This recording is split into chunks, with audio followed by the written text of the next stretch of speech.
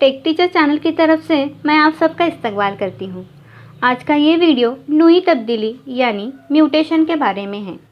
Video शुरू करने से पहले अगर आपने हमारे चैनल को सब्सक्राइब नहीं किया है तो नाजरीन प्लीज़ हमारे चैनल को सब्सक्राइब करें और वीडियोस को लाइक और शेयर करें।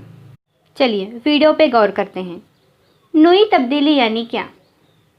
नई तब्दीली जो कि दरअसल म्यूटेशन, जब न्यूक्लियोटाइड कभी कभी गलती से अपनी जगह बदलता है जिसकी वजह से कोई फ़र्क या तब्दीली वाज़ा होती है, ये होने वाली तब्दीली ही नई तब्दीली कहलाती है। जैसे कि आपको फ़ोटो में दिख रहा है। नई तब्दीली की भी दो किस्में हैं, छोटी तब्दील और बड़ी तब्दील। चलिए पहली किस्म देखते हैं, छोटी तब्दील। इस अमल में न्यूक्लियोटाइड अपनी जगह बदलता है जिसकी वजह से डीएनए के तरतीब में फ़र्क पड़ता है और कुछ तब्दीलियां दिखाई देती हैं और हमें बीमारी लाहक हो जाती है। मसलन sickle cell anaemia. Sickle cell anaemia यानी ये खून के सुर्ख खुलिये से जुड़ी हुई बीमारी है।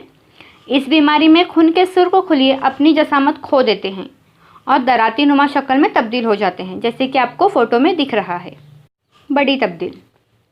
इस बीमारी में बहुत सारे न्यूक्लियोटाइड अपनी जगह बदलते हैं जिसकी वजह से डीएनए का तरतीब में बिगाड़ आ जाता है और ऐसे हालात में इंसान बीमारी का शिकार हो जाता है।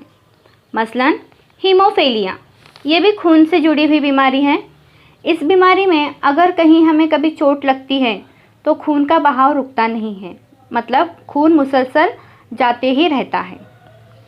नई तब्दील मुसलसल जारी रहने वाला और कभी ना ख़त्म होने वाला अमल है जिसकी वजह से इर्तिका का अमल होता है। अब इर्तिका क्या होता है मैं ये आपको अगली वीडियो में बताऊंगी। उम्मीद है आज का ये वीडियो आपकी समझ में आ गया होगा। हमारे चैनल से जुड़े रहने के लिए वीडियोस को लाइक करें और हमारे चैनल को सब्सक्राइब करें। Thank you.